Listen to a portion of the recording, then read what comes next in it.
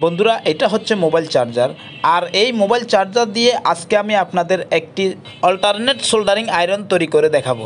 এই জন্য এই ইউএসবি কেবলের এই চার্জিং জ্যাক সাইডটি কেটে নিতে হবে এবং ইউএসবি সাইডটি চার্জারের সাইডে আপনাদের অবশ্যই লাগাতে হবে, যেভাবে আমরা চার্জ দিই। এখন দেখুন, কোনো ইউএসবি কেবলের মধ্যে 2টি তার এবং কোনো ইউএসবি কেবলের মধ্যে 4টি তার থাকে। এখানে আমাদের প্রয়োজন হবে শুধুমাত্র নেগেটিভ এবং পজিটিভ। এটা দেখুন পজিটিভ এবং কালোটা হচ্ছে নেগেটিভ। এখানে বাকি 2টি তার রয়েছে, দুটি কিন্তু ডাটা প্লাস মাইনাস, তো এই 2টি তারের কিন্তু প্রয়োজন নেই।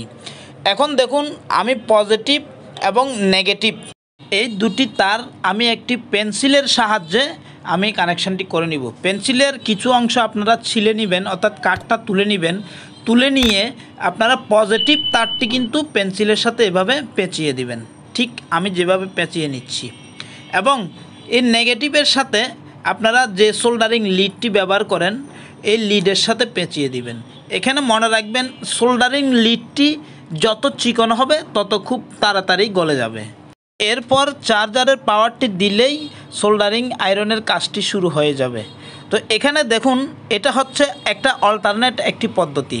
তো আসলে এই পদ্ধতিতে আপনি তেমন ভালো কিছু রেজাল্ট পাবেন না, তবে আপনার সোল্ডারিং আয়রন যদি ওই মুহূর্তে নষ্ট হয়ে যায়, ইমার্জেন্সি সময়ে আপনারা এই পদ্ধতিটি ব্যবহার করে দেখতে পারেন।